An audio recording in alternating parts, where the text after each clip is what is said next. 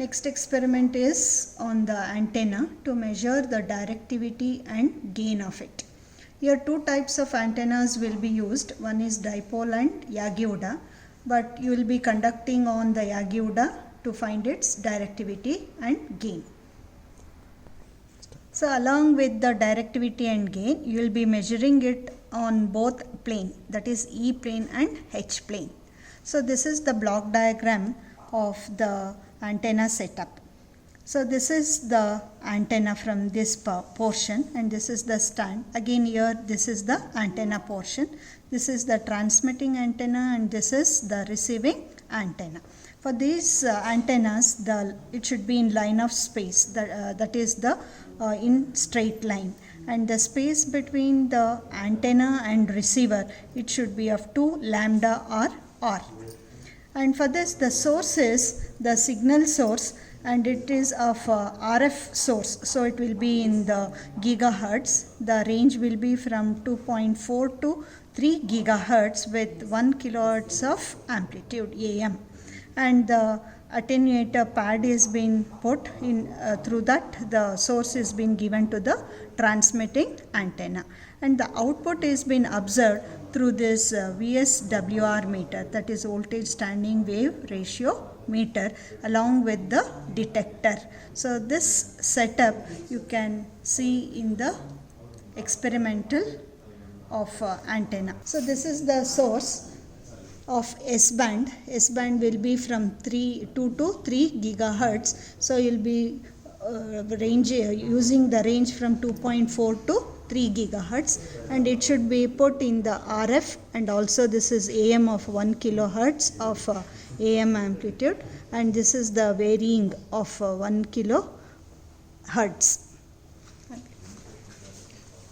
And this is the attenuator pad through which you will be giving it to the transmitter, and this is the Yagi-Uda transmitter, and this is the Yagi-Uda receiver, and once again this is the detector. From the detector you are giving it to the VSWR meter to observe the output power. And this is the dipole, right? This is the dipole what you had been studied in the theory classes, and this is the both are dipole receiver and transmitter, but we are doing only with the Yagi-Uda antenna. These are the antennas, not from this. This is just a stand, and this is the rotating of the antenna, this hand, and you can see here the rotation clockwise and anti-clockwise with the degree starting from 0. With steps you can go up to 360. So you can move this with the clockwise and anti-clockwise and see the variations in the meter.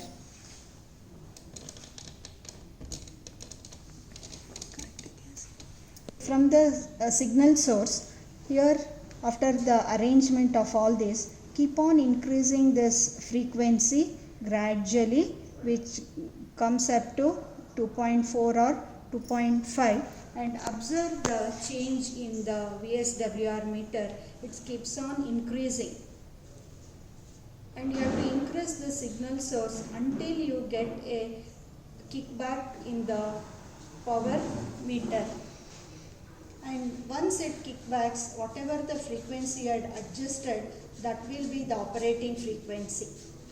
If you note down that F, then you find out the lambda, and using that lambda you can keep the two antennas with a distance of 2 lambda.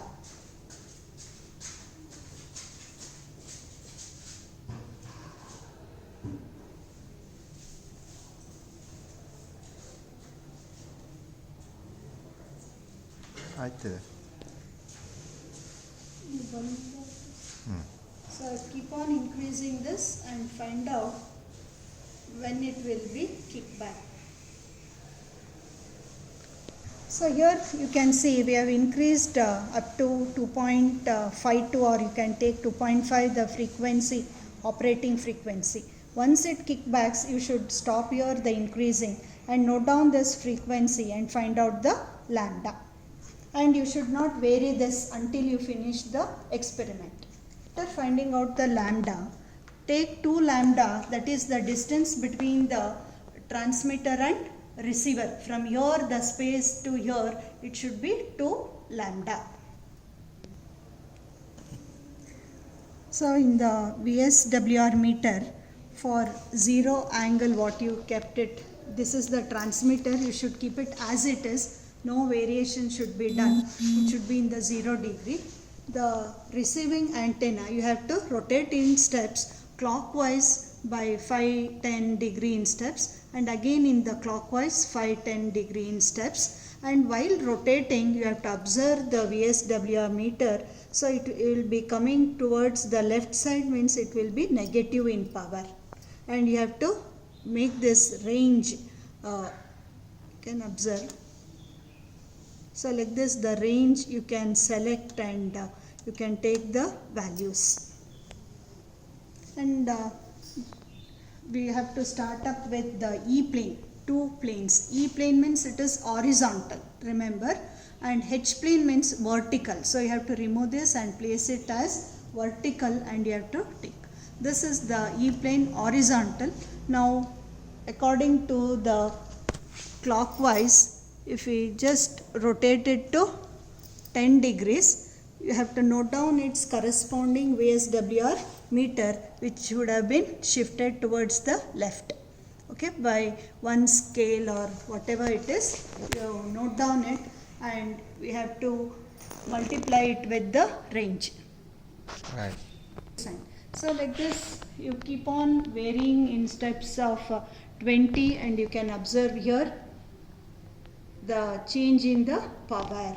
So for each step note down the readings, and you have to find out the normalized, note down the power, then find out the normalized, and you have to, for this is for anti-clockwise, what is the received power, and also the values, normalized values. First you have to note down the operating frequency to which the VSWR reading has been kicked back from the maximum point. So after finding out all this for E plane and also for the H plane, you have to plot the graph using the polar chart. This graph is called as the polar chart. It will be available in the Xerox shop also. You can take the printout, or if you are able to buy, you can get it this. And from here you have to note down the degrees, right? To what degree the change in the power, you have to plot it. Okay, so you will be getting this main lobe of the antenna from, right, the main lobe. So from the main lobe here maximum come 3 dB down and find out the 2 points, right, and that will give you the directivity by using the formula. Completed the E plane readings and plotting the graph. In the similar way, we keep the antenna in the H plane and note down the readings in clockwise, and this is clockwise and anti-clockwise. So you will be getting the readings plotted and join the points, then come 3 dB down from the maximum and find out the half power points. By using half power points, find out the directivity. Again you have to use the scale, and here approximately we have kept a 10 centimeter gap from this tip to this tip. You have to take the distance and note down the value in the VSWR, and this angle should be kept at 0 only of the receiver. In any plane you can do, E plane or H plane. So E plane is better. When you do this, you can and you move this receiver to some distance, say up to 15, and note down the readings. Like this you keep on increasing 5 centimeters. Now we will take from 15 to 20 here. So the distance is varied to 20 and note down the reading.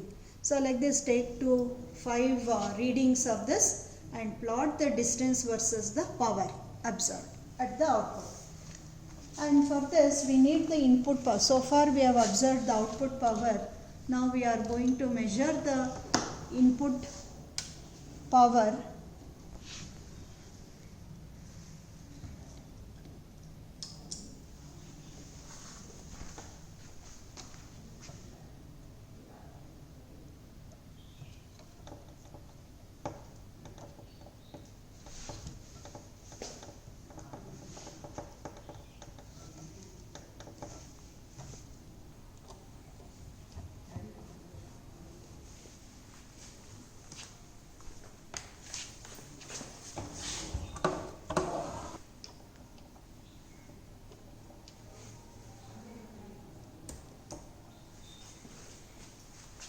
So to find the input transmitted power, the detector which was there in the receiver, we have connected to the input source. So this will detect the input transmitted power that you can observe here. That will be the transmitted input power, and what the other readings you have taken by varying the distance, that gives you the output power. Input power will be same, output power will be varying according to the distance. And you have to plot the graph of the distance and the output power. It will be of linear. Okay, from this take the scale and find out the gain. So plotting this graph gives you the gain, and by plotting the polar chart you will be getting the directivity. That will be completes this parameter measurement using the antenna.